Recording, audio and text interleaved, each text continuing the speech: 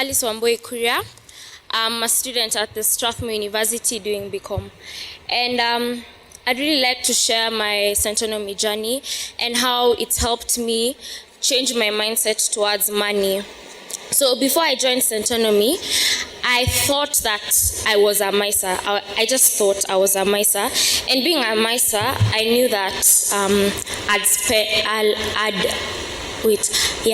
save money because I wasn't using money. But this came to me as a rude shock when we were doing our spending tracker, and everyone has been talking about spending tracker. And it's through my spending tracker that I found that I really wasn't a miser, and I was really spending so much money on useless things because I wasn't even working. I'm here, and my only income was through my parents, and I was getting income through my parents, yet I wanted to be financially stable, where if let's say I want to buy a book, I can tell daddy, okay, remove 500, I remove 500, and then now we'll meet at the middle. But then I wasn't doing anything about this. It was just a thought again. So my spending, I thought I was saving. I said that earlier on. And for me, I was like the normal Kenyan mwananchi who saves under the mattresses, but unlike that, I was more of putting in different shirt pockets in my wardrobe. So it wasn't a good thing, because at the end, I'd forget where I put my money, so my money would get lost. And I really didn't have a purpose as to why I was saving. Like, you know how people say, okay, I'm saving so that I can go for a cruise trip or something. I really didn't have a purpose as to why I was saving.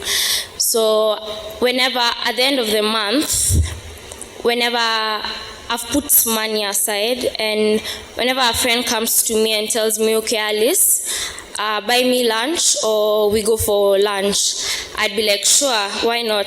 Let's go for lunch. And this is something that people shouldn't do.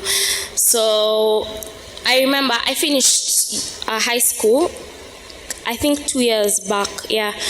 And every day we were bored people, so every day we would go buy smokies. It was the regime for smokies.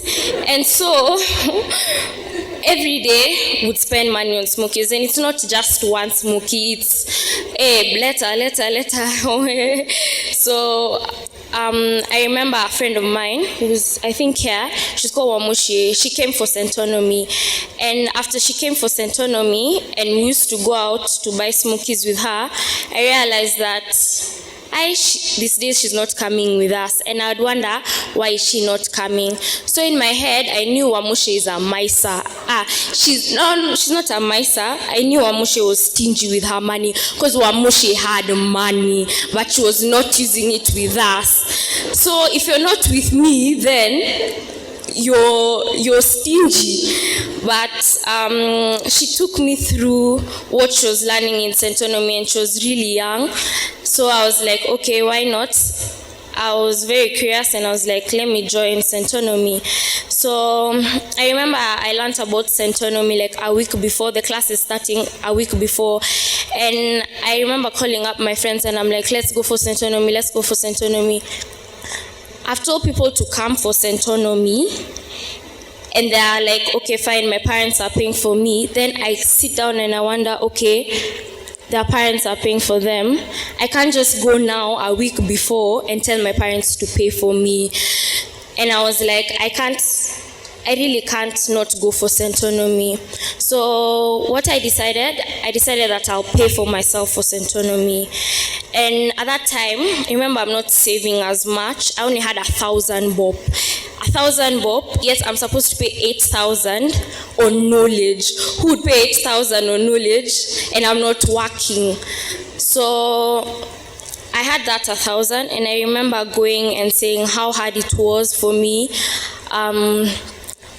looking for money each week. Like, during the week I'd seriously starve sometimes so that I can look for money so that I can pay for my Centonomy and look for installments. But at the end, at least my mom came in and she helped me pay for my Centonomy.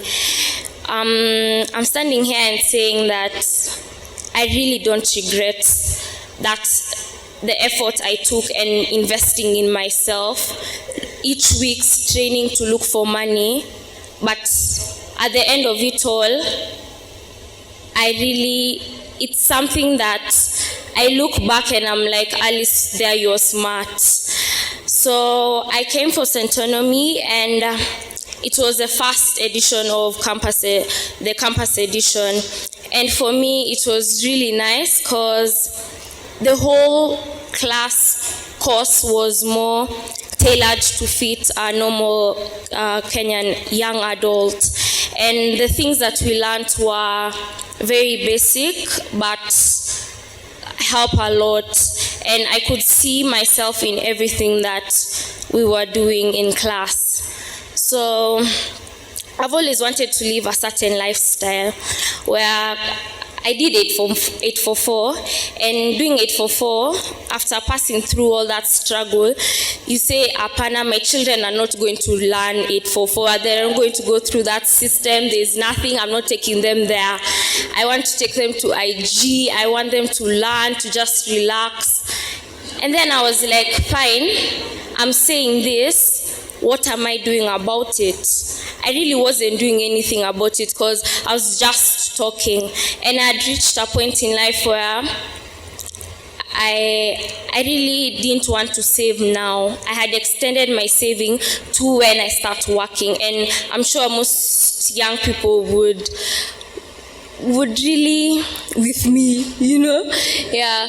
So the lessons I learned from Centonomy was how to budget for future expenses. So when I joined, my friends I've said that my friends used to come and tell me, okay, Alice, let's go and have lunch and stuff. But then this lunch that I'm having, is it having any benefit to me? Am I getting employment from it? I was just having fun, spending time. At the end of it all, it's just an experience. Will I ever remember it? No. We went to Java. No. Will I ever remember that you took me to Java so that you can just laugh? No.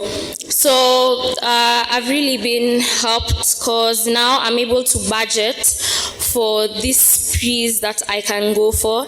And so whenever my friend comes to me now, I'll be like, let's say they want me to go out with them to have their birthday lunch and stuff, I'd have to go back to my budget and see, okay, I'm able to accommodate them to my finances.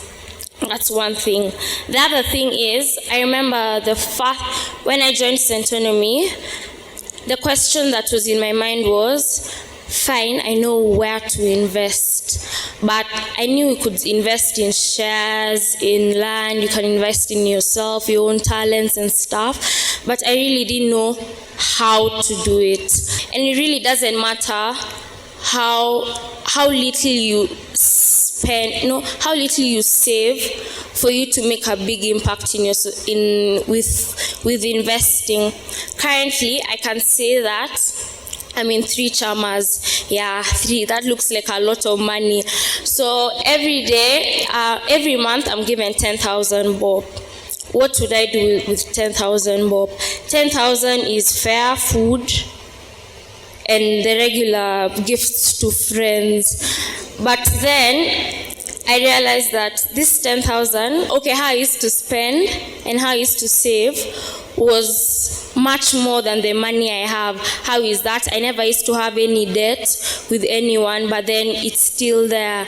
So currently with that money, I can stand and say that I save 50% of it, and the rest I'm able to subdivide it within my everyday spendings. So I'm in 3 chamas. One, we just started this year, and I'm yet to see what we're going to do about it. The second one, can you imagine what you can do with 20 bob a day? Buy a lollipop or something. So last year, my friends and I, the same friends for Smokies, we used to go and we decided we can't just stand there and see ourselves just spending and spending and spending. So why not? Each day, we used to have a lot of activities where we'd have to move from town to home. And my bus fare is 80 bob. And obviously, your parents can't give you exactly 160 bob. They'll give you 200 for fare. So why not save this 20 bob you get as change from your transport? So each day, we save 20 bob. 5 girls, 365 days, that's just 1 year. We're currently in the second year and we're saving 40 bob, 5 girls, 365 days.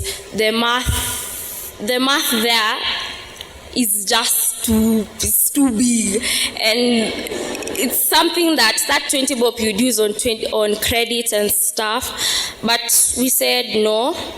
We really need to make an impact with our life and how we want our lifestyle to be. Lastly, I'm in another chama where now it's more of boys, and you know boys are the go-getters. So, yeah, so they say. So it's 2,000 bob. Yeah, 2,000, and we saved 2,000.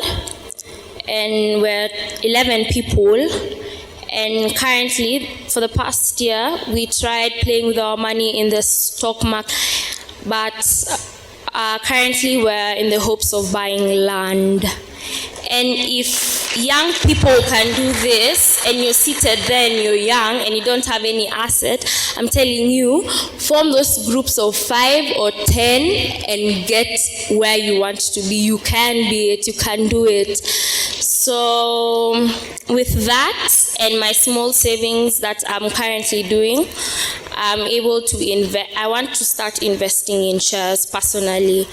And yeah, so with that, I hope that any young person who's seated here and just doesn't know whether or not to come for Centonomy, it's really nice and you'll really get to enjoy it.